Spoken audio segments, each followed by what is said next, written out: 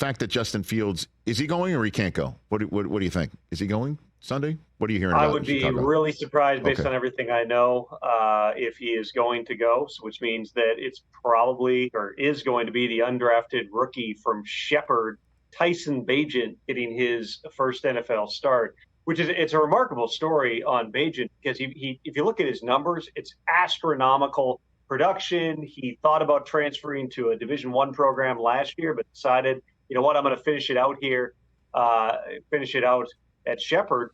Put up big numbers, didn't get drafted, went to the Senior Bowl, but there's something about the guy as much as the player that teams really like through the course of the process. So the Bears said, okay, he's a free agent. Let's bring him in here. They weren't thinking at the time he was going to beat out P.J. Walker for the backup job. Walker would be starting for the Browns when they beat the 49ers.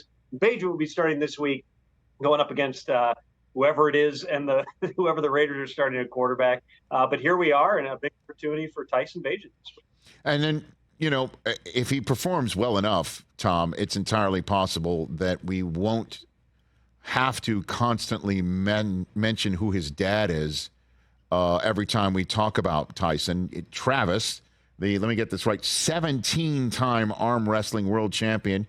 And if I'm not mistaken, because every single time Tyson Bagent gets mentioned these days around our stomping grounds at the NFL Media Group, there's video from the Senior Bowl of you arm wrestling this individual. The question I have for you is now, how did that come about and why would you do that, Tom?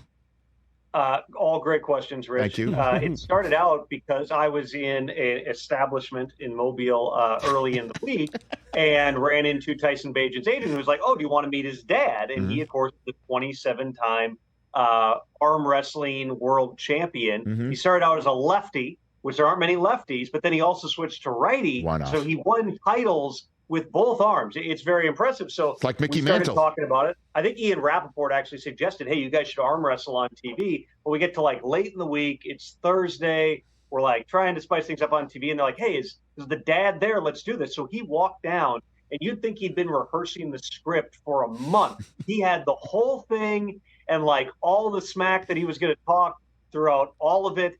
I saw Kevin Clark reply to the video when it got put out there again yesterday, saying, I thought Tom was just going to get beaten. I didn't think that the guy was going to cut a wrestling promo before, during, and after beating him. But that's what it was. So funny thing, Rich, yes. I'll be on game day morning, of course, your show on Sunday our show, morning. Tom. It's our show. It's our show.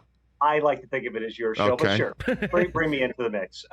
So I'm planning to talk about Tyson Bagent on Sunday. So I'm going to text Travis the Beast Bagent just to check in, because we've got this very special relationship. So I text him like, hey, gonna be talking, I'm sure it's an exciting week, gonna be talking about Tyson on TV. Do you want to give me a quick call if you got a minute? Like 15 minutes later, my phone rings, hey, what's up? And he goes, it's your daddy calling. Yeah, so he's headed there. A lot of friends and family members are going to be in the house for Tyson's first start. So pretty cool moment. Dad's going to be trying to keep it together in the stand. There it is. The great. I mean, you didn't have a shot, right? Like you didn't have. Honestly, what is that like? Was it like hitting a wall, like a brick wall, like actually shoving your arm against a wall? Is that what it was like? That photo there is a great representation of it, because you notice at that point I have both hands on his one hand, just trying to get something going there. It was it was something. But my concern was for about 5 minutes after, because I'm putting everything I've got into it. I don't know what I'm doing. For about 5 minutes after, I was numb from my wrist down to my elbow and thinking, this is bad. This is my microphone elbow. If I got to do the game lefty, we're going to have some real problems here. But the feeling came back. Okay, good. It became this viral moment, thanks in part to your friends Daniel Jeremiah and Charles Davis cackling uncontrollably in the background the whole time.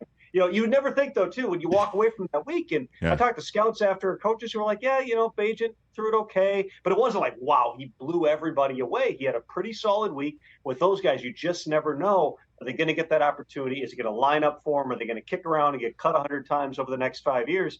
Here he is. It's week 7 of the NFL season, and a dude who is starting against fill-in-the-blank state school from West Virginia last year at this time is about to start against the Raiders on Sunday. It's pretty wild. Catch the Rich Eisen Show every single day on the Roku channel, 12 to 3 Eastern, for free.